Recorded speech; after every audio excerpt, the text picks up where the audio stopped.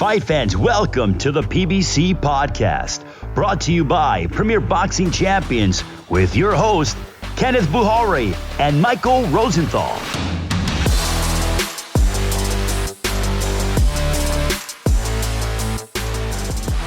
Welcome everyone to the PBC podcast. I'm Kenneth Bouhairie and he is USA Today boxing junkie editor Michael Rosenthal, and we are here to break down the sweet science. I'm really excited about the show, about this week's guest, announcer and personality Ray Flores, who will be joining us a little later in the show. Also, we're going to recap all of last weekend's action, including Ramirez versus Postal and Alfredo Angulo's big loss.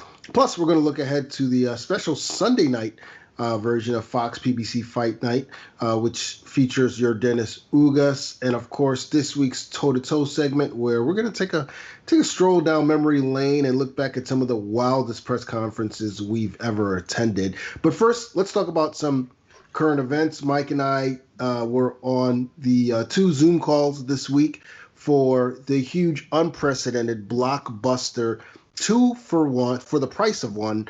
Doubleheader pay-per-view taking place on Saturday, September 26th. One night, 5 world title bouts featuring the Charlo twins. Jermall Charlo defending his WBC World Super Middleweight title versus Sergey Derevyanchenko. And of course, the other main event, Jermell Charlo putting his WBC Super Welterweight title on the line versus Jason Rosario, who is the unified champion, WBA and IBF title holder, and what is going to be a spectacular night of boxing. I mean, I can't wait. We were just talking about it off this podcast, and I'm telling you, man, these Zoom calls got me buzzing just watching the Charlos, who look like they're ready to fight right now. Anybody? Yeah, these fights don't even really need hype, and honestly, I'm saying that because I really believe it. I'm not trying to hype it. They're such good matchups that they don't really need hype. But we're on these calls, and I had a number of takeaways, but one of them that really stood out to me is how intense the twins are. I mean, these guys are just intense. Really intense, especially Jermell. I mean, that dude is really intense, just really, really locked in. And honestly, I think that's part of the reason that they're so good. I think that they're intense when it comes to their training. I think that they're intense when it comes to their focus. I think they're intense when they get in. I know that they're intense once they get into the ring. I think it's part of what makes them so good is that they're so intense and so focused, and it's just really exciting. And we were just talking about this off the podcast. I don't remember the last time I've been more excited about a fight than the Jermell Charlo Jason Rosario fight. I'm really looking forward to the other one too, to be honest. Almost the same, but there's something about this fight that's an absolute 50-50 fight. Two big punchers, two really good overall, boxers. It's just I just really can't wait. It's going to be a really fun night, especially with the fact that it's a split night. It'll be really interesting to see how that plays out. Yeah, definitely. And I'm curious to see who's going to be brave enough to step up and predict an upset, because I could see an upset in either one of these fights, man. And I don't even know if it would be an upset. Yeah, exactly. I was going to say the same thing. I'm not sure it would be.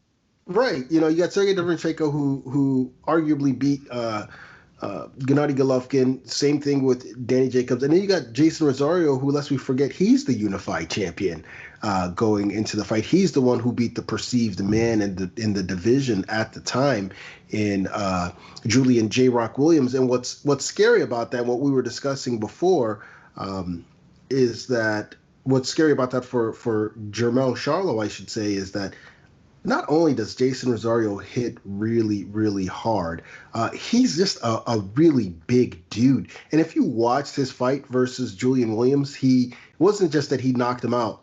He took his best shots clean, shrugged them off. He just walked through him like he wasn't even there. Now, obviously, Jermell is a totally different beast, but that was a scary performance by Rosario. Yeah, again, I've said this before. Remember what we were saying about J-Rock going in that fight. He was on top of the world. We're like, wow, this guy is amazing. He's one of the pound for pounder, one of the best guys. And look what Rosario did. I think there's a chance that Jermell gets knocked out, which is one of the things that just makes this all so fascinating. Yeah, I mean, I think anything can happen in either one of those fights. I can't wait. I mean, honestly think this is the best card I've seen in years. And the thing too is that no matter what the outcome is, when you look at the two major bouts on this pay-per-view doubleheader, it guarantees action. I mean, I don't see a boxing match taking place here, either one, and I'm almost certain that there'll be a knockout in one of the fights, and I'd put some good money down that maybe we'll see a knockout in both of them.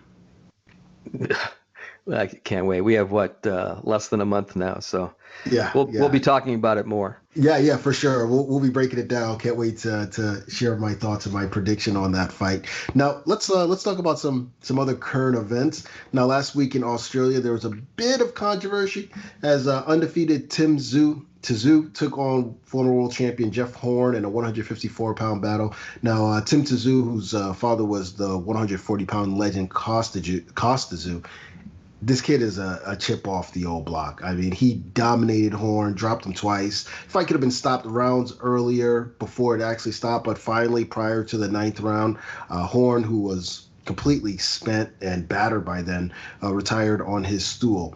However, what folks heard in the moments leading up to that is what caused a stir. Horn's trainer, Glenn Rushton, kept pushing his fighter to continue. Do you have another round left? Do you have another minute left? When it was clear his fighter was just beaten up and had no energy, and basically told him that. Naturally, social media has taken Rushton to task for what he did. Mike, do you agree that he went overboard? Yes. I think the criticism, I'm kind of backing into this. I think the criticism might be also a little bit overboard. Guys make mistakes, and that was an obvious mistake in my opinion. And he's sort of like, he won't acknowledge it. He's sort of doubling down, saying that he did nothing wrong when I obviously did. It's a trainer's job to protect his fighter, sometimes saving the fighter from himself, very often doing that, not to push him into fighting even one more second when he's finished. And Horn was finished. The other cornerman, like Rushton basically saying, no, I don't want the fight stopped. The other cornerman saying, yes, we have to stop the fight. And ultimately, the referee listened to one of the other cornermen, thank goodness. So the fight might have gone on. Some people have called for Rushton's license to be revoked. I'm not sure that that's necessary. But that said, I would hope that was a lesson for Rushton and everybody watching. A fighter's well-being comes before anything else. I mean, I can't say that enough. I mean, the fighter's well-being is more important than anything. And I don't think Rushton had that in his head during this whole episode. Yeah, and hence the backlash. Now, in your opinion, is there ever a time where it's okay for a trainer to push their fighter to get out of there? To get out there, I'm sorry. Yeah, I understand. I think it's appropriate to ask a fighter how he feels when it's not clear how he feels, or, is this, where he is at that moment.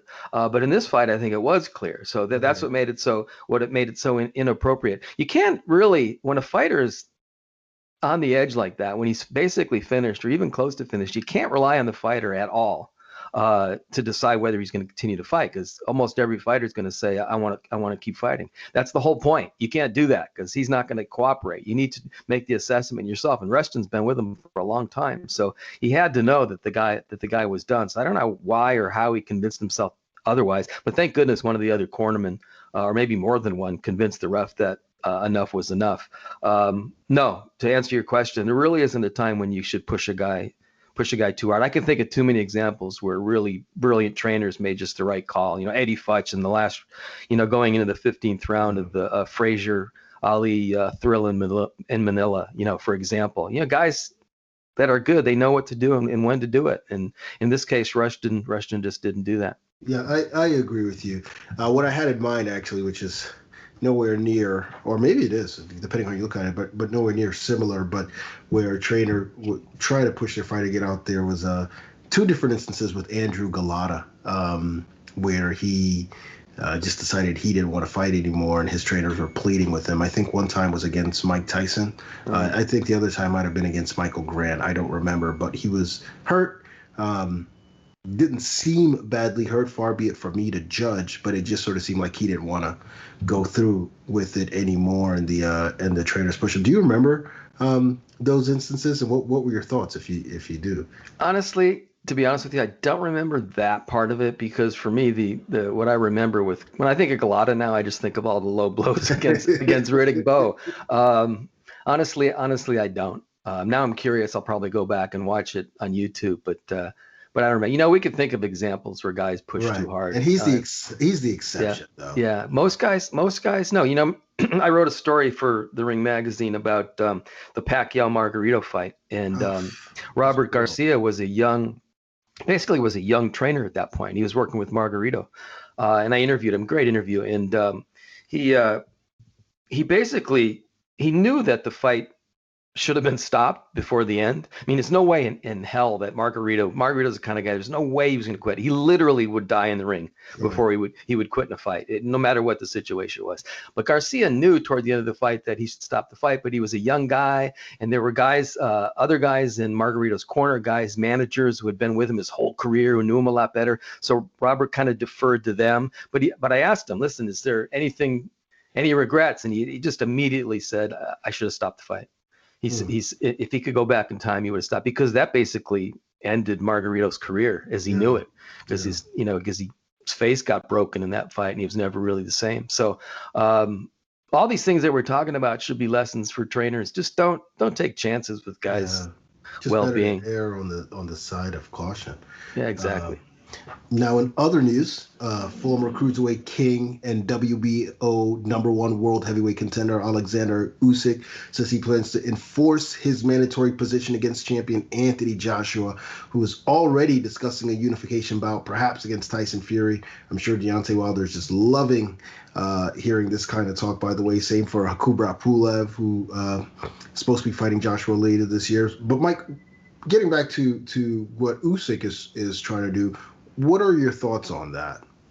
Well, first of all, I don't blame Usyk for a second. He's just looking out for himself. But this stuff just drives me crazy. You know how I feel about sanctioning bodies.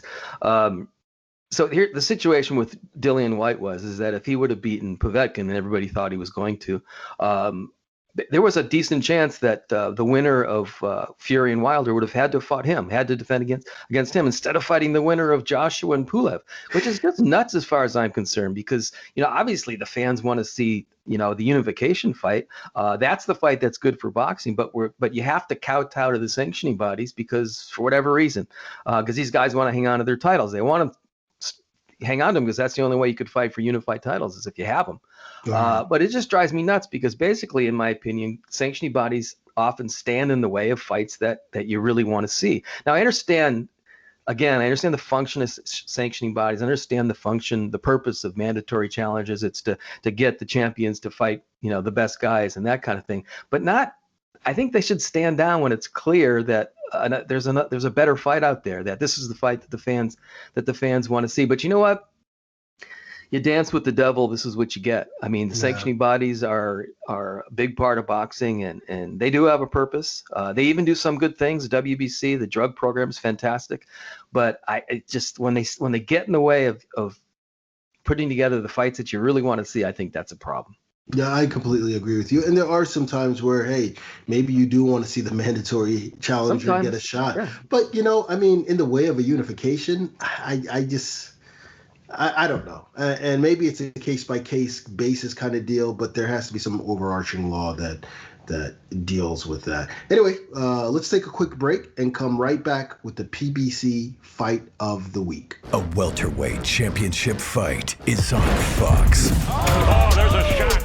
All eyes are on Yordenis Ugas, And that's it! the feared Olympian, who will pit his grit and power against the heavy hands of Abel Ramos. Got heavy, baby. Got heavy, baby. You know my trunk hit hard. It got heavy, baby. It's a welterweight championship fight. Sunday at 8 Eastern on Fox and the Fox Sports app. It's the Sunday night version of Fox PBC Fight Night, as this Sunday, September 6th, welterweight boogeyman Yordenis Ugas faces the hard-hitting Abel Ramos in a 12-round affair for the vacant WBA regular world welterweight title. Action begins at 8 p.m. Eastern time. This is one of my favorite fights on the Fox PBC schedule. But before we dig in, Mike, let's have a look at the essentials.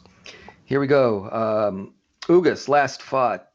They both actually fought in February, so that they haven't had a really, really long layoff. Ugas fought February 1st of this year, knocked out Mike Dallas in 7 rounds. Abel Ramos fought February 15th, and he stopped Bryant Pereira.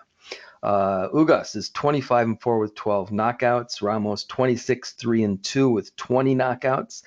Last 5 fights, Ugas 4-1 with 2 KOs. Ramos is 5-0 with 4 KOs. That stands out. Ugas is 41% knockout ratio, 65% for Ramos. Ugas has fought 184 rounds. Ramos 138. Ugas is older, 34. Ramos 29. Ugas turned pro 2010. Ramos 2011. They're both fight from an orthodox stance. They're both 5'9". They both have a 69-inch reach. Ugas fights out of Miami, Ramos out of Casa Grande, Arizona. Those are the essentials. Sounds like a very close fight when you look on paper yeah. and compare. Maybe it is. Who knows? Let's talk about Cuba's Yordenis Ugas first. I mean, this is his second crack at a welterweight title. A lot of people thought he should have won the first time when he lost the split decision to Sean Porter in March 2019. He's got quite a resume. He shut out Omar Figueroa last year. He has a win over Jamal James. He straight up knocked out Ray Robinson, who a lot of people thought beat Mean Machine, who gave Terrence Crawford a tough time last year. And he's beaten Thomas Delorme, knocked out Brian Perella, who we just mentioned. Mike, where do you rank Ugas among the welterweights today? I think he's there with the best of them. With the you name it, he's with those guys. I think he competes with anybody. You just mentioned, I thought he fought Porter on essentially even terms in March of last year. I kind of think that maybe Porter took him for granted a little bit, but the fact is he fought him on even terms. I was at that fight up close. He lost a split decision, but there were quite a few boos after this decision was announced. I think some people thought that Ugas deserved the decision. He's a polished boxer, as many of the Cubans are. He's tough. He's experienced.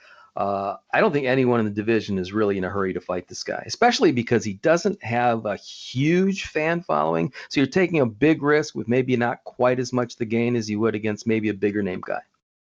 Yeah, top welterweights: Errol Spence, Manny Pacquiao, Thurman, Terrence Crawford, Sean Porter.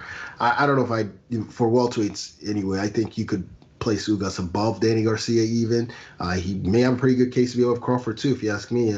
Depending on how you feel about the Porter fight. Hey, and depending on how you feel about the Porter fight, maybe he's above Sean as well. I don't know. Right. So obviously he's right up there with the very best. A lot of fans look at Ugas as the boogeyman of the 147-pound division. The other welters don't want to mention. And that's, for the reasons you just mentioned. But you see these debates all the time, like who wins, Spence versus Ugas, a Porter rematch. But I just heard you give the essentials, and I'm wondering if we're getting ahead of ourselves. Are we overlooking Abel Ramos? I would say yes. I think this is potentially one of the more competitive main events amid the pandemic that we've seen. Yeah. Ramos is a good boxer, and he probably has more power than Ugas. In fact, I'm pretty sure he does. He lost twice in the past few years. Both times were against good guys, against Ivan Baranchyk and Jamal James. You mentioned the James fight. He lost a tight majority decision to James, and I thought that was, how I feel about James. I thought that was a strong statement on Ramos's part. Really? I thought he sort of proved in that fight, this guy's the real deal. I'll just say this, he's a live underdog. I think he's got a chance. I don't think he's going to win, so I'm tipping my hand here, but I think he's got a chance to win. Yeah, I was ringside last February when he knocked out Brian Pereira in the waning seconds of the fight. And while a lot of people were like, there were a couple seconds left, Pereira was up, and it's like Chavez versus Meldrick Taylor, blah blah blah. I was more impressed by how Ramos slowly broke him down and then knocked him out. I mean, you could see it coming. He dropped him twice that round actually, and if it was a 12-rounder instead of a 10-rounder, there wouldn't have been any debate at all. I mean, Perla was done, and Ramos was knocking him out. Ramos did knock him out. So I'm with you. I think it's a big test for Ugas on a lot of different levels, and I'm curious to see how he responds. So with that, and you've already tipped your hand, but it's time to get the official pick. How do you see it going down? I'll go with Ugas. I think he has an unusual skill set. What I mean by unusual is that better than almost anybody else. That combined with his experience is a lot for anybody to handle. I think that he wins a clear decision, but I think the fight is competitive. Yeah, I like Ugas as well. I also think it's going the distance.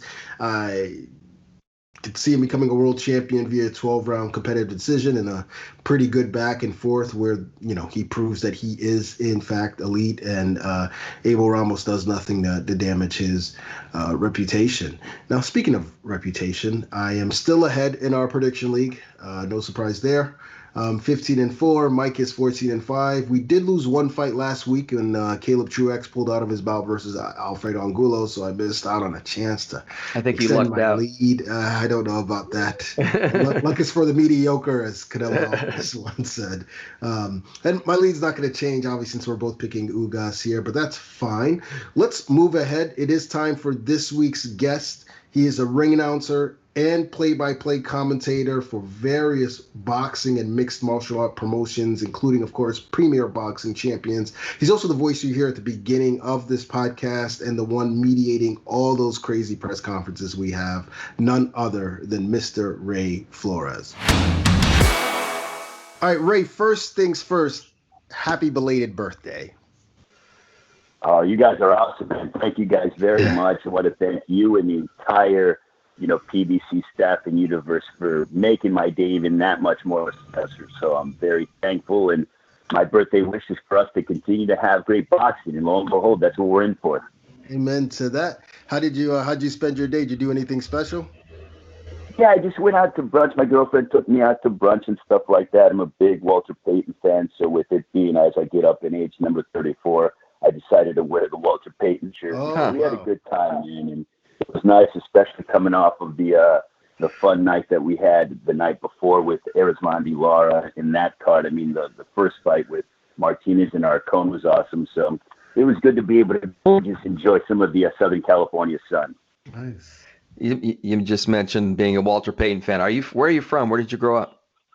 So I grew up in Northwest Indiana, which is right outside of Chicago. I grew up in Chicago, Indiana. If you guys, from old school boxing fan standpoint, the hometown of Angel Man Freddie, who once beat the late great Arturo Gatti. So, and Freddie and I are from the same city back in Northwest Indiana.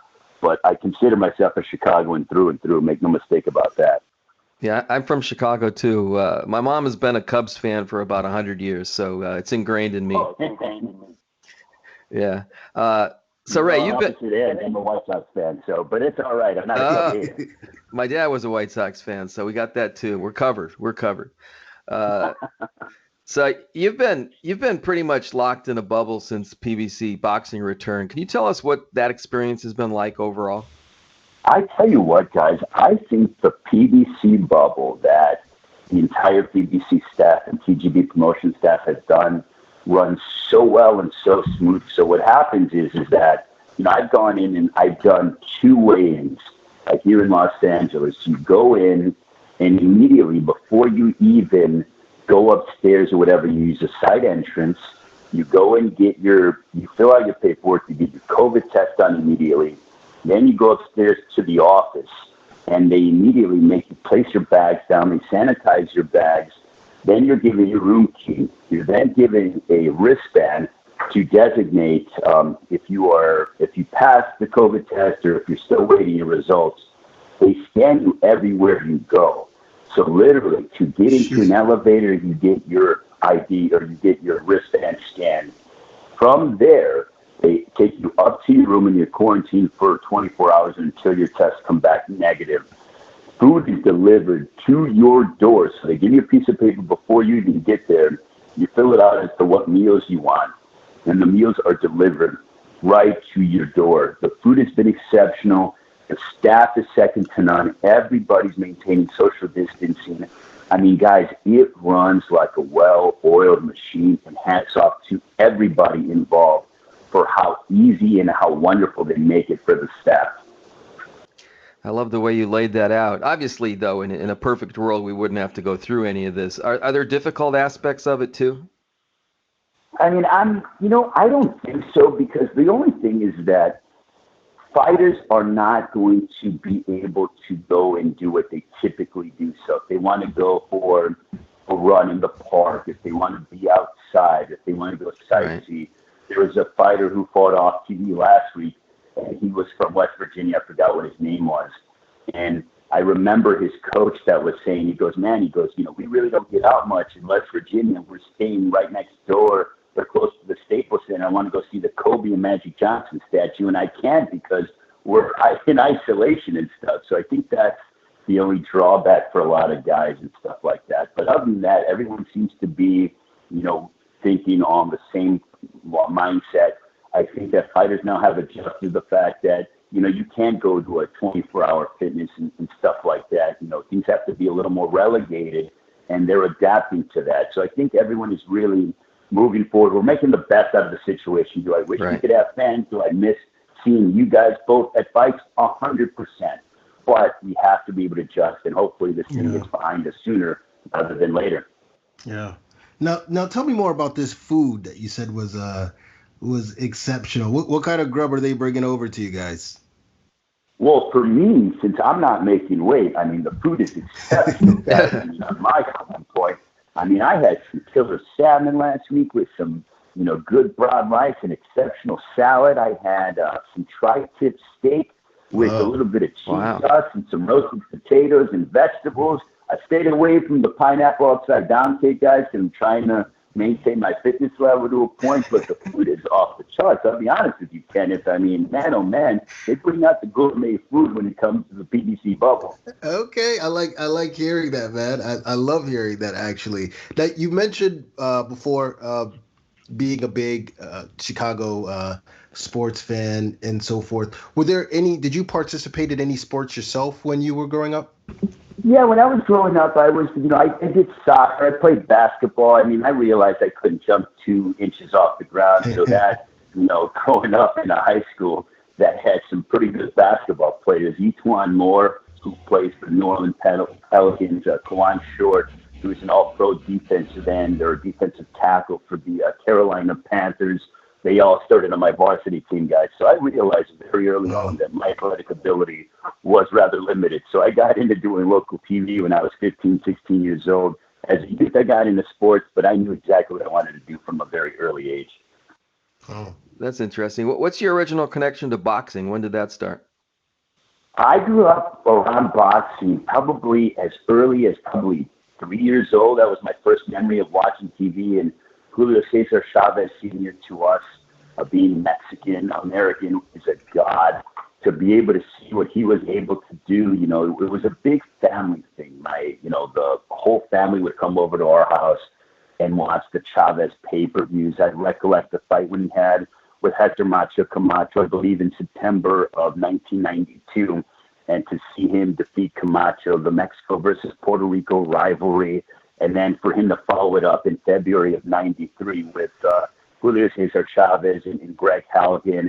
And I remember watching that entire card, even see Gabriel Morales lose to Azuma Nelson and being exposed to those kind of fighters and that kind of greatness and the wonderful broadcast teams that we had at the time on SHOWTIME and HBO, which were the only ways you could watch boxing. Those are fond memories that I will always carry with me, which is why I love the sport of boxing so much, guys, because it was those old school values and the passion from the fighters, the trainers, the commentators that resonated with me considerably. For the record, I was at that Chavez-Haugen card at Estadio Azteca. Unforgettable. Oh, my gosh. It's funny that you mentioned that, Michael, because people ask me if there is one card that you could be at and expect me to say, like Ali Frazier, The Thrill in Manila, or Mike Tyson, Buster Douglas. The fight that I wish I could have been old enough to attend is the fight that you just mentioned with Chavez and Halligan, over 132,000 people at Estadio Azteca. For me, that was like a moment to say thank you to Chavez Sr. for what he meant to the Mexican fans and the boxing public. That was so special, guys, to be able to watch that as a kid on pay-per-view. Yeah, it's one of my handful of most memorable experiences. So your voice has become synonymous with PBC boxing and this podcast, by the way. And you just made reference to this earlier. When did you first realize that this was something that you can do? I realized when it comes to combat sports or sportscasting. Sportscasting in general. I realized, guys, I grew up, and I think that, Kenneth, you and I are relatively around the same age. I grew up in the golden age of broadcasting, in my opinion, because I grew up watching masters perform their craft, watching the NBA on NBC with Marv Albert and Mike Fratello, Ahmad Rashad doing the pregame show, Bob Costas, who was there as a host on site, watching Pat Summerall and John Madden. From me, the boxing standpoint, a guy who I think is so criminally underrated for being a boxing play-by-play guy, Steve Albert, who does a wonderful job. I believe he's still with the Phoenix Suns. Him, Bobby Ches, and Freddie Pacheco. Who else was it? Jim Hill was the host. Jim Lampley, to me, was unbelievable with Larry Merchant and all those guys. I grew up watching amazing sportscasters do their job at the highest level possible. They got me excited for the event. And then being a kid in Chicago, the Bulls teams of the 90s, the Bears that were still kind of relevant at the time. From a hockey standpoint, Pat Foley, who's still there, play-by-play man in Chicago. I grew up watching those guys perform at such a high level.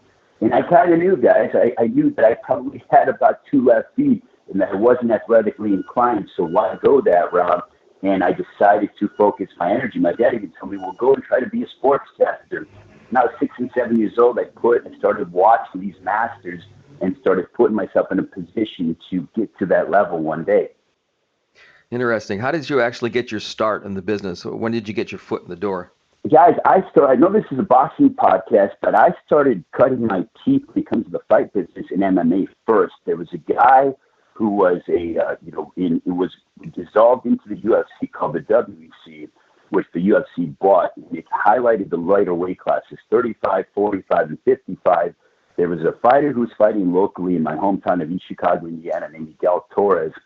I worked for the public access TV station when I was 16 years old, and I would do play-by-play for the, high school football games, the high school basketball games. And he started blossoming on the local scene. So we started commentating his local fights, and we'd show him a week later. So that's where I got my start in the combat sports and started following him around, and then it just kind of built from there. Yeah, definitely blew up, it sounds like. Now, what would you say is your favorite part of the job? My favorite part of the job, aside from the tri-tip steaks. Aside from the tri-tip steak, Kenneth, I have to say there is nothing more special to me than being at a prize fight as the guys are making their ring walk, because it is the most electric, intoxicating feeling that you will ever have as a sportsman. I've been around some big games in all different walks of life. I'm sure you guys have as well. But there is nothing like a big prize fight in the big cities. Having fortunate to do so many PBC events in Las Vegas and at Staples Center, at Barclays Center, there's nothing like it. And then to watch the triumph and these guys gain the victory, and to watch literally a story unfold right before our very eyes over the course of those 45 minutes or so, it's unbelievable. To call that moment, to be there and be the soundtrack to what they are doing. I mean, it's unbelievable. I have the greatest job in the world, and I wish more people took it seriously, because the fight ends and everybody deserves us to be at our absolute best. If you're not trying to get better every single show, then get out of the business, because guys, every time I want to be better than what I was yesterday. That's a great way to put it. Now, I know that you do broadcasting as well and play-by-play and so forth, so you got to stay neutral. But do you have fighters you enjoy watching today, or favorites, or anything like that? Absolutely. You know what, guys? And I have been, much like you guys, I believe, I'm on a campaign. To see a fight that I like both guys a lot. I think they both have such big upsides. They're very different personality-wise. I like watching Caleb Plant and David Benavidez fight. Yeah, man. I've watched them literally grow from being young prospects, guys who were trying to make a name for themselves, to now being these stars and world champions. And and accomplishing things in their personal life, with the opportunities that they have taken advantage of from the PBC standpoint. I like watching both guys fight. I want to see that fight in 2021. It would be pandemonium. I love watching Deontay Wilder fight because, man, there to me, I'm going to borrow a term from Dwayne "The Rock" Johnson. He is so electrifying when he fights. I mean, man, any time that Deontay throws a right hand or anything, it's like you're on the edge of your seat. And honestly, guys, I don't remember a fighter, with the exception probably the last 5 to 10 years, that has that kind of appeal to the common sports fan, that one shot that he lands could be the end of his opponent. And likewise, he puts himself in some vulnerable positions, and it makes it even that much more exciting. It's like this guy can't, he decides to take risks and he leaves himself vulnerable, but that adds to the appeal. So Wilder, to me, is right there at the top of my list with guys watching fight. And the fourth one, I love watching Errol Spence fight. He's so cerebral when he fights, guys, and he's so calculated. I mean, literally, when he beats you down, he physically, starts to work you from the body, and then the head falls. To watch Errol go out there, and he's so calm, cool, collected, with a ferocious, quiet demeanor. But I love watching that guy fight, and I've been watching him for a very long time. Man, I'm dying to watch all those guys come back in the ring. I can't wait to see all those guys in the ring now. No doubt. I mean, I think all those guys are phenomenal fighters and stuff. Great to see David Benavidez back. And hopefully, guys, like I said, we need to make that campaign. I know people are campaigning for political office, but we need to make that campaign. Plan Benavidez 2021. That's what we need to see, guys. I agree. I agree. Ray, so you've been a part of some great press conferences. Are there any in particular that stand out to you? Yeah, a couple of them do. One with Jermell Charlo and Tony Harrison the second time prior to their fight in December. I think we did it last November prior to the fight. It was it was postponed a few times. They had a few pressers, but it was the one in November that I think it was the one in November or right before the fight. And they started going at it. And I felt the animosity and the disdain for one another. And in my thinking, because sometimes, guys, I'm that last line of defense when it comes to guys not touching each other and stuff like that, or being nose to nose. And the one thing I always tell fighters, or I always try to advise them, I go, look, you do not get paid for throwing a punch or touching someone on Thursday or Friday. You get paid on Saturday, and you can do whatever you want to your opponent, or try as much as you can to do whatever it is that you have to do to make them quiet. So that one, they got into it. I think there was a meme, a fan took a meme and was showing my facial reactions during that press with Kenneth. I believe you seated as well. Yeah. And I was like, man, I'm not going to, if these guys start to get close to each other, I'm going to call security, because I'm not getting in the way of these two whatsoever. The other one happened to be when David Benavidez and Jay Leon Love started stepping to each other. Kenneth, I believe you were there, Michael, as well. And they didn't like each other too much. And they started kind of getting up with each other. And David stood up, and Jay Leon did. Thankfully, I have a good reach, somewhat of a reach. And I literally was trying to hold both guys back. And I'm looking over at Leonard Ellerby and Tom Brown. I'm like, guys, I need help. I'm giving them guys, I can't hold these guys back for another minute. So can I get some help?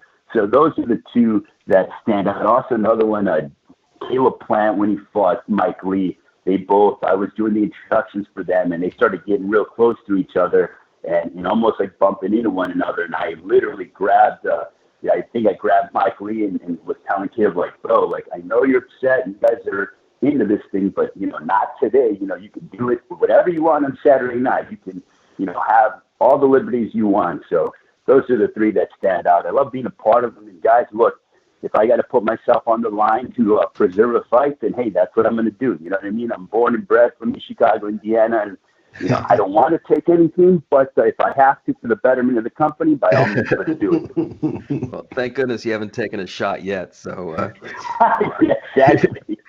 Right. So aside from the fight night work that you do every Monday on PBC's IG Live, you have a show called Time Out with Ray Flores where you interview some of the sport's bigger personalities. How much do you enjoy not just interacting with the fighters, but the fans also with their comments and so forth?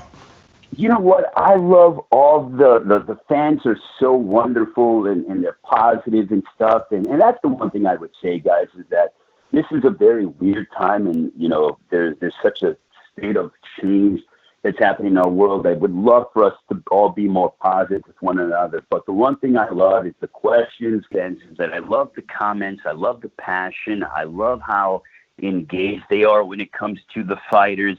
I think it's wonderful because it gives them an opportunity to feel like they are part of the process, which is the absolute truth. The one thing that I know from our standpoint, working around PBC and TGB Promotions and the networks, is we want the fights that the fans want. Now, I will say this. Some fights need to take some time to transpire. The way I look at it, as boxing as a whole, when you watch an NFL game, and let's say the Cleveland Browns aren't doing so well later on in the season, no knock against the Cleveland Browns. I'm literally just trying to use an analogy here. And they're playing the Cincinnati Bengals. And the game, they're probably 2-7 and 2-6, something like that. You don't turn on an NFL game and see the commentators go and say, this is a terrible game. You do not need to watch this, move along. No. Not every game is going to be a matchup between two undefeated teams. Some guys need time to develop and grow, and that's why when it comes to young prospects that necessarily, if they have tough times against a journeyman but get the win, I'm like, look, if the kid's only 7 or 8-0, or he's only 20, 21 years old, you need to temper your expectations a little bit. Not every fight is going to be Hagler-Hearns. At the end of the day, guys, the more boxing on television, the better it is for everybody, because I'm okay with having over 100 football games on television every single weekend, much like if there were 100 fights on television, I'd be like, hooray, this is great. Yes, let's do this. The more, the better, but not every fight can be a Super Bowl caliber fight. That's what makes these big, illustrious prize fights even that much more special for the fans. Right. Yeah, we all just wait for those special fights. It's worth it. Speaking of fights on television, PBC has got a pretty hefty schedule for the remainder of the year. Which bouts are you most looking forward to? Man, I tell you what, I love this Jermell Charlo-Jason Rosario fight, because I think that for Jermell, he's really trying to prove dominance over the super welterweight division. He was very close. A couple years ago, he came up short against Tony Harrison the first time, rectified that loss, and now he's taking on a hard-hitting power puncher from the Dominican Republic. Samson Lukowicz has told me with Rosario, even when Rosario lost his U.S. debut against Nate Gallimore, Lukowicz told me, he goes, Rosario is special. This kid can punch. He's going to shock the world one day. Go back, rewind to January 18th of this past year on Fox in Philadelphia against one of the toughest dudes that I know in Julian Williams, and he beats him. I think that's an excellent matchup. Another fight, guys, that I think is going to be a barn burner, Gervonta Davis and Leo Santa Cruz. And I'll tell you why, and I'm sure you guys have broken it down, and you're going to continue to break it down as we get towards October 24th. Gervonta Davis isn't used to fighting a guy who is going to throw a ton of punches in bunches. Yeah. Leo is aggressive, and he's going to bring it. But with Leo being aggressive and throwing that many punches, he leaves himself open to be countered. And the one punch that is the worst to take is that in which you don't see coming. Gervonta Davis has crazy hand speed and is accurate to be able to put away Leo Santa Cruz. That's what makes this fight so compelling. I've heard people say, well, Leo should have fought this guy, or Leo should have fought that guy, or Gervonta should have fought that guy. I love the fact that they're fighting each other because they're both taking a huge gamble in this matchup. So those are the fights that I'm excited about. Also, Spence and Garcia. Errol Spence has the guts and the stones of someone that I'm like, are you kidding me? And the reason why I say that, guys, is he could have easily taken a tune-up fight, coming away from the ring for 13, 14 months, having to deal with the car accident that he was able to survive and get better on, taking on a guy in Danny Garcia, guys, who I don't think Danny Garcia gets enough credit for what he's done in the sport of boxing. This guy has been an elite fighter for probably 8 or 9 years, like world-class level. He knocked out Amir Khan, in 2012? The guy has been in the top 10 or top 5 of 140 and 147 for almost a decade, and he's still young. He still hasn't taken much damage. I love those 3 fights, guys, and not just because they're on pay-per-view, but those fights get me pumped up, and I'm like, man, let's call these. Let's get on the air, and let's rock and roll, because I call those fights for the international telecast, and obviously broadcast over everywhere but the United States. But, man, those 3 fights have me so fired up for this schedule. Yeah. Well, you just got us even more fired up. Yeah. Ray, we want this to go on forever, but unfortunately it can't. It's really been a pleasure having you. Hey, guys, I appreciate it. I want to tell you guys do a phenomenal job. Kenneth and Michael, your interviews are outstanding. I love listening to your interview with Erickson Lubin. Every single time you guys have somebody on, you really help to get into their mindset and their background. And I feel like I get to hear some vulnerability with the fighters based on your interviewing skills and what you guys bring to the table on a consistent basis. And more than anything, you guys are excited to be around the sport of boxing.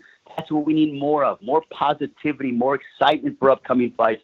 I don't believe we should talk and degrade a fight until after it happens. Let the fight transpire first, because some of the biggest mismatches, quote unquote, on paper have come to be the biggest triumphs within the history of the sport. So that's what I love, guys. Continue to do a marvelous job, and thank you guys for the invitation. Anytime you need me, you know I'm always here. Last Saturday, we saw the return of WBA 154-pound titleist Erislandy Lara in the main event of Fox PBC Fight Night. Lara won a 12-round unanimous decision over Lara-Vendetti. Now, Lara pretty much had his way throughout. He hurt Vendetti a time or two, but spent much of the fight, using angles, distance, his jab, and counter-punching to sort of nullify Vendetti's attacks. So it was pretty one-sided, but with that said, a lot of cats, including you and I, Mike, thought Lara would end this in more impressive fashion and stop Vendetti. Obviously, that didn't happen. Was this a case of Vendetti being better than we thought, or is Lara, who is 37 years old, starting to slip or slipping? Honestly, I'm not sure it's either one. I think that Lara is the kind of guy who just does enough to win fights sometimes. He doesn't throw a lot. If you look at, I don't even know what the punch stats are, but I'm sure if you look at them, you'll see that it's a very low number of punches that he threw. He does enough to win. Now, he won easily still, so I guess in the end it didn't matter. Vendetti might have been a little bit better than maybe we anticipated. I think we knew he was a tough guy who was going to be real fit for the fight. He'd try hard, and that's pretty much what we saw. But we also suspected he'd get outclassed by one of the better boxers of his generation. We saw that too. I applaud Vendetti's fire, his passion. He fought with a lot of passion, but that was a really tough mission for him, and I don't think he really succeeded in any way other than the fact that he heard the final bell. Yeah, I think you make a good point. I mean, one, credit to Vendetti. He was better than I thought, certainly. And it looked like he prepared like hell for the biggest fight of his career. But maybe Lara deserves some credit for never having to have to go to shift gears, to go to gear 2 even. He just fought his fight, did what he had to do round after round, went home and got the victory with minimal punishment. With that in mind, who do we want to see Lara fight next? Well, I think he wants the winner of the Charlo Rosario fight. And I like obviously I like that matchup. I like the Lara against anybody, because obviously he's at anybody's level. He's another guy that's up there with anybody. Yeah. It would be a tremendous, I think Lara would be a tremendous test for whoever wins that fight for obvious reasons. And I think Lara's earned the opportunity. He's getting on in his career. He deserves another opportunity. Give him that one. It's a fascinating matchup. Yeah, it truly is. Although I think I'd have to favor the two younger fighters over Lara. I would too. Yeah, either Charlo or Rosario. I just think those guys are just so hungry and so ready, and would force Lara to really step up, and he could find himself in one of those back and forth wars like his fight against Jared Hurd or the draw that he had against Brian Castano some time back. But I'd love to see all of those fights. Lara's still elite, like you said, and proved it last Saturday. Now, the original co-feature on this card was supposed to be Alfredo Angulo taking on former world champion Caleb Truax in an IBF super middleweight title eliminator. Truax pulled out with a non-COVID related illness, and in stepped in veteran Vladimir Hernandez, and he did his thing versus Angulo. Now, both guys threw over 1,000 punches, which is pretty darn impressive, but Hernandez landed the cleaner shots and landed more of them, pulled off the big upset to win a 10-round decision.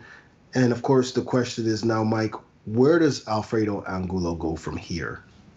I think both Angulo and you got lucky that Truax, he didn't fight Truax. I don't know. You got to admire the guy. He's like, I'm talking about Angulo. He's a never say die kind of fighter. He started slowly, and I want to emphasize the word slow. He just looks slow as molasses. But somehow, he picked up steam. He made it. He threw all those punches, and he made it at least semi-competitive. Just kind of watching him going, like, what am I seeing here? It's like this guy's old and really slow, but somehow he's making this fight competitive. I think in the end, he just kind of got overwhelmed a little bit by a younger, faster, hungrier guy, got outworked. And if Hernandez, who was a late substitute, could do that, yeah, you have to ask yourself, what would a legitimate contender do against Angulo? If I were advising him, honestly, I'd probably suggest that it's time to walk away. Yeah, it may be. Although when you throw over 1,000 punches in a fight, it's kind of hard to tell the person that. However, I think that at the elite level, I mean, this was originally going to be a title eliminator for the winner to fight Caleb Plant, and no. Yeah, I think Caleb Plant obviously operating in a totally different stratosphere compared to these guys, and would have had a field on. That could have been brutal. That could have been one-sided and brutal. Who knows? But obviously up to Angulo. But it's clear that at the top level, I'm not quite sure that he can still fight there. Right. What's the point if you can't fight there? Then what's the point? Yeah, that's a good point. I mean, I guess if you still want to make money, there's the second tier. I guess so. Yeah, there's something kind of sad about that, but yeah. It is at this stage, but hopefully he's made good money. Far be it from me to tell him. I agree. What to do now?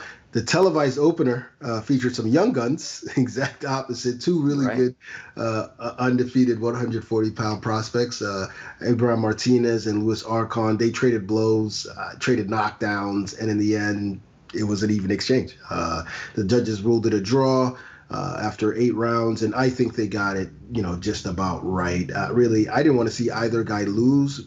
They both look like they have some potential. In your opinion, Mike, what is the ceiling for both Martinez and Arcon? First, that was a fun fight, by the way. A great fight, yeah. Yeah, it really was. I think Martinez has a pretty high ceiling based on just seeing that one fight. I think he's a talented kid.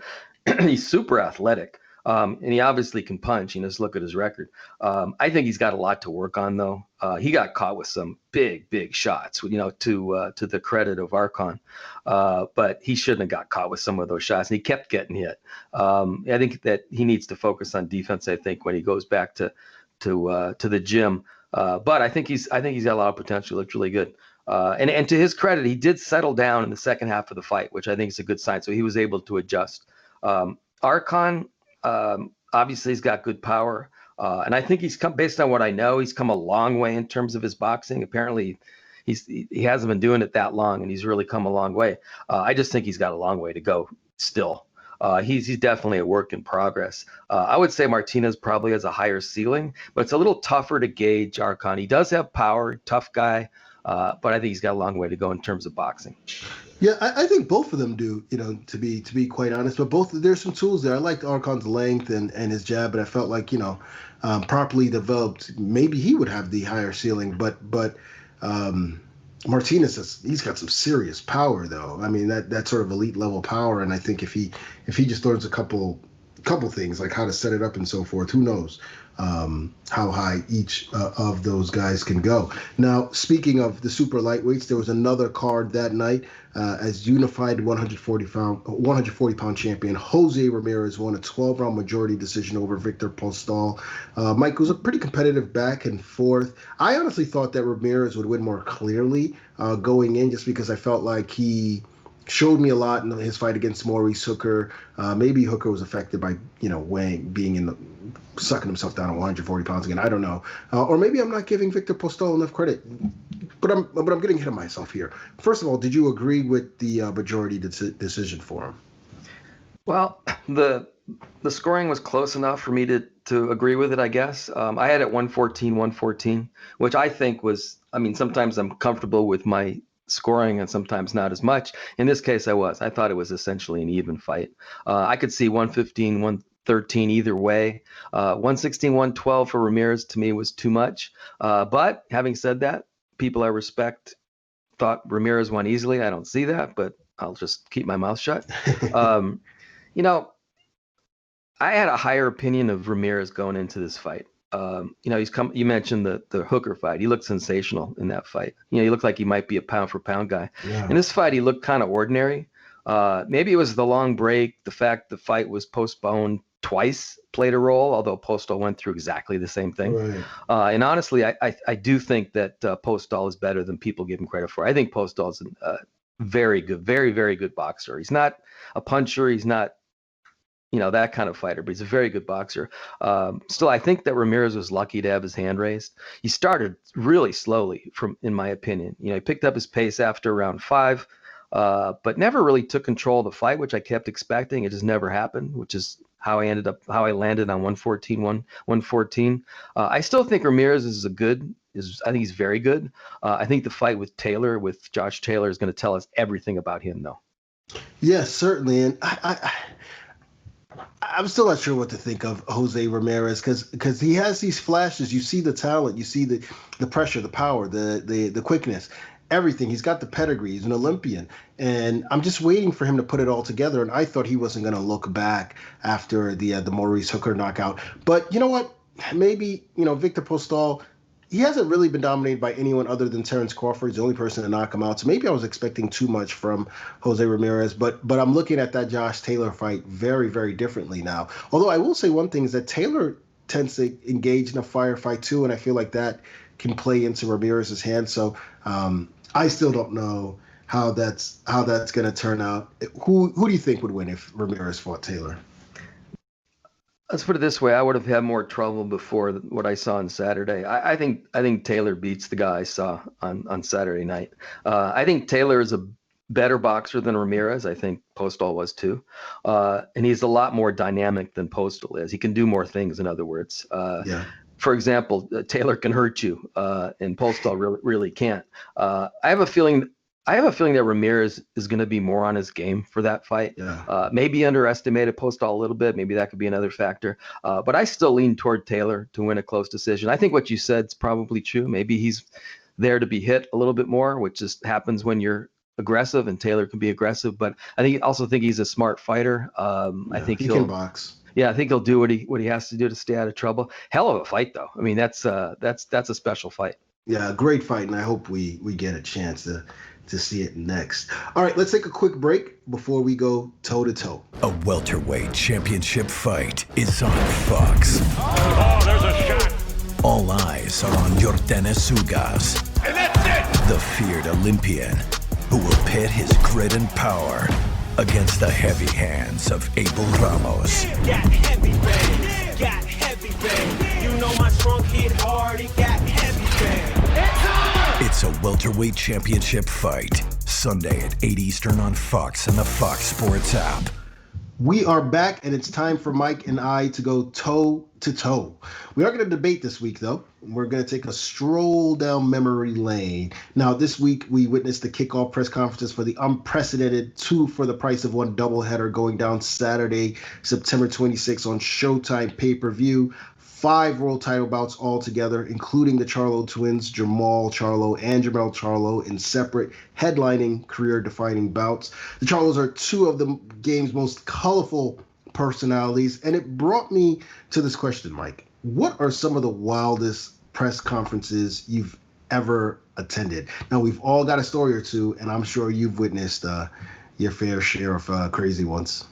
Yeah, I've been to about 8,000 press conferences. And, almost all of them, they don't really stand out, but a few of them do. So when you asked me that question, 3 of them popped into my head.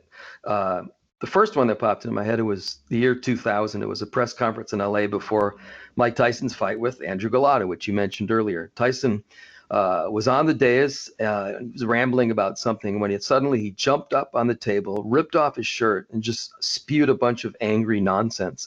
Really? He literally just didn't make any sense. It was like he was speaking in tongues.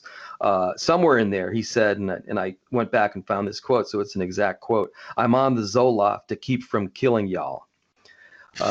So that's sort of saying. He definitely seemed to be on something. I think that was the general consensus. I remember there was a columnist from the LA Times there. He was a general columnist. He wasn't a boxing guy who was there. Experienced, ultra cynical guy, maybe the most cynical reporter I've ever met in my life. His jaw just dropped. He'd never seen anything like that. He's just like, oh my God, what the hell is this all about, kind of thing. And I told him, hey, listen, man, welcome to the world of Mike Tyson. Yeah. Obviously, Mike has changed quite a bit since then, but at that time it was let's just say this, it was interesting to be around him. Was he the most colorful personality you think you've been around or covered in terms of press conferences? I don't know, colorful is the right word. Dramatic might be the right word. Yeah, because you just never knew at that time. It was kind of dark too. It was a lot of negativity, that kind of thing. It wasn't colorful like in the sense of fun in a way. I could think of a lot of guys who were more fun than Tyson at that time, although it was fun to watch Tyson fight. But yeah, as far as drama goes, yeah, it's hard to top Tyson from that era. Yeah, for sure. And related to Tyson, I remember the second or third press conference I ever attended was a Don King card, and I believe the headliner was James Toney versus John Ruiz for Ruiz's heavyweight belt. Now, I didn't know this before, but apparently Don King press conferences can run for days. Oh yeah. And that's what happened. It was unbearable, and I wasn't the only one who was dying for it to be over. I was watching James Toney throughout the whole presser, and he was growing increasingly frustrated at how long the whole thing was going. Like Freddie Roach was like trying to calm him down, and Don King was droning on and on. Like he's bringing everybody up to the podium. Like he had the CEO of the venue, then he brought up like the chef. Like everyone. I was gonna say the janitor came up there right. and gave his take. Everybody was going. It was ridiculous. And then he decided he was going to hand the microphone to each and every single fighter on the entire card to speak.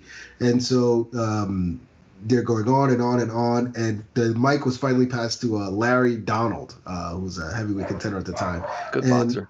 Yeah, he was. And I don't know what, he was like the third or fourth boxer that was speaking, but Tony, being the alpha of all alphas, he just threw up his hands in disgust. He was so upset. So in the middle of Larry's speech, Tony just yells out, "Sit down and shut the F up, you B." And so Freddie Roach is straighter. Yeah, Freddie Roach is straighter. It's like trying to calm him down. But Tony wasn't having it. So he just starts going off on Larry Donald, who, by the way, he wasn't fighting. Larry Donald hadn't said anything about him. And Tony's like, "You a has-been and a never will be. Nobody wants to hear from you. Just sit down and watch me collect belts, chump." And he's going on and on and on. So guess what Larry Donald did? He sat down. He did. Yeah. He sat down. And with that, Tony became my hero for cutting short a press conference that I think it already got like he should have yelled at King, not at Donald, though. Yeah, exactly. I mean, it was I don't know why he did that to poor Larry. And Larry was just sort of like holding the mic and was speechless, and then he just sat down quietly. Another impressive display by James Lights Out Tony. He's a colorful guy too. Yeah. Second one for me. You want to get into that? Sure. So the second one that pops into my head, I believe it was the final presser before the first Michael Moore Evander Holyfield fight. So we're talking a heavyweight championship fight. So this press conference is, we're in the middle of the press conference. Things are progressing just normally, nothing out of the ordinary. When suddenly Teddy Atlas is training Michael Moore, runs across the dais, leaps into the air, and lands on a reporter with whom he obviously had issues, who was, in the below the dais in the seats. Teddy is pummeling this guy when other members of the Moore team intervened and carried Teddy away. They literally carried him like under their arms, like a loaf of bread. Who was this reporter? Well, the reporter What's the name? No, he was, honestly, I don't even remember his name. If I thought about it, he was like a fringe guy who was writing some stuff about Freddie that wasn't about Teddy that wasn't really fair. Certainly, Teddy didn't deem it fair, that kind of thing. Yeah. And obviously he had a big rest. So he looked out and from the dais and just saw the guy, and he just snapped. And so I'm sitting there watching this thing. Oh, this is like the crazy that at that point, that was the craziest thing I'd ever seen at a press conference. Anyway, the scene was very dramatic. And remember, we're at a press conference with when the heavyweight title was on the line, and this crazy thing happened. So obviously I'll never forget that. Wow. I wish I'd obviously been to more press conferences, especially ones including Teddy Atlas, because he was always good for either a good quote or just something in general. More recently, though, I think one press conference that I really loved that Ray Flores already sort of alluded to was the Charlo versus Harrison 2 press conference. I mean, there were so many quotables in that one. I remember Harrison taking shots at Charlo, Jermell being the younger, having, some younger sibling sort of issues and whatever. And maybe Jamal had beat him up too many times growing up. And there was a classic line, the way he was delivered, I think, from Jermell when he got to the podium and he looked over at Tony Harrison. He said, "Look at him, just pitiful to me. Only you, Jermell. I don't think anyone else looked at him pitifully." But another one I was thinking about more recently that a lot of folks don't mention is the final press conference between Deontay Wilder and Dominic Breazeale. Now, I don't know what got into Deontay Wilder, but there had been obviously a lot of bad blood between the two. And so Deontay came out, one of his guys came out, and first thing he did was toss an Urban Dictionary at Dominic Breazeale. He was like, "Since you said you didn't understand that word, here's an Urban Dictionary. You're going to need this, blah, blah, blah, blah, blah." And during the press conference, some guy from Brazil's team who wasn't even on the dais, he was somewhere on the side or whatever, started yelling at Deontay. And Deontay started going back and forth with him, and he was like, just sit on the sidelines because you're a side chick or something crazy like that. And he kept, he was on fire that day. He's always on fire, but he was really on fire that day. And then he went out and delivered that performance. So that press conference always sticks out in my mind. Yeah, Deontay is another one of those colorful guys. Yeah, definitely. What I love about him is, he's not afraid to say exactly what he thinks, and he'll talk to everybody. I love that. I love that about Deontay. Yeah. One last one, real quick, if I may. It was before the first. I'm not even sure what year this was. It was before the first Oscar De La Hoya Julio Cesar Chavez fight, and I think this was probably a mistake, but Top Rank arranged to have a press conference on Olvera Street. I don't know if you know what that is. It's like the center of where LA was founded a couple hundred years ago. Obviously dominated by a lot of Mexican Americans living in the neighborhood. So they had it in the open, so anybody could show up. So what happened is that this thing gets rolling, and it's clear that like everybody there, remember, this is Oscar's town. Oscar's from LA, so this is his home. Everybody there was rooting for Chavez, was in favor of Chavez, right? So they're all cheering for Chavez. I'm not sure if they were booing De La Hoya, but I think they were. And I'm just watching Oscar, and he's getting angrier and angrier and angrier. Really? It got to the point where he actually had tears in his eyes. He was so angry that in his town, people were booing him and cheering for his opponent that he just couldn't take it, and then he took it out on Chavez in the fight. But I'll never forget just watching him sort of just the disgust on his face, watching this thing happen. They probably shouldn't have done it that way. He probably should have had it indoors with just the media, but you live and you learn. Was there ever a time where, because I definitely remember that it seemed like Chavez had more of the Mexican fan base than Oscar did. Always did. So did that ever change, or was it always like that? Well, he definitely was never going to change as far as Mexican nationals, because they don't even think of Oscar as Mexican down there. They think of him as American. So that was never going to change. But I think a lot of Mexican Americans also rooted for Chavez. Remember, Chavez was bigger than life. He was a hero to a crossover hero to a lot of people, even people that weren't Mexican or Mexican American. So he was huge in the Mexican American community. And I think Oscar was. I think a lot of people liked Oscar. Some people loved him, especially the women.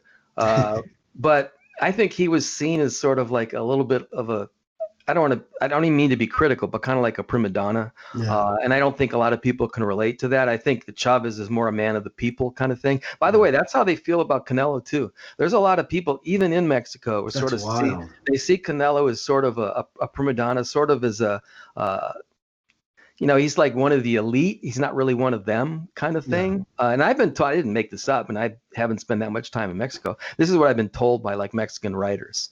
Wow. It's not even like he's Mexican American like Oscar was or anything like that. Yeah, but he's like a favorite of the stars, like the movie stars, at least in Mexico. He's like one of them, right? And he's not as warm and friendly as Chavez was. And Chavez loved being out with the people, and they loved him right back. I mean, he was just an absolute hero to them. I think Canelo is, but in a different way. Yeah, it's interesting. Chavez still has that kind of love, but I heard Chavez say that he feels the only great fighter today is Canelo Alvarez. So just remember that when you think about SPR. When you think about Canelo. But yeah, I can see where they're coming from. All right, now before we go, I want to remind you guys of the PBC Mask giveaway contest. Every week we announce a new trivia question here on the podcast and the PBC Instagram page. And each Friday we'll pick 5 winners who correctly answer the trivia question. These winners will receive a pair of PBC masks. I got mine. It's pretty damn cool, if we may say so ourselves. Now, in order to enter the giveaway, you must submit your answer in the comments of the giveaway post on the PBC Instagram page. There will be a link in our show notes, and you must also follow PBC on Instagram and subscribe to the PBC podcast. So with that, this week's trivia question is, Yordenis Ugas and which professional baseball player became close friends during their time together on the Cuban Olympic team? Yeah. It's another tough one, so good luck with that, guys. Now, also, another reminder, Fox PBC Fight Night returns this Sunday, September 6th at 8 p.m. Eastern Time as Yordenis Ugas battles Abel Ramos for the vacant WBA welterweight title.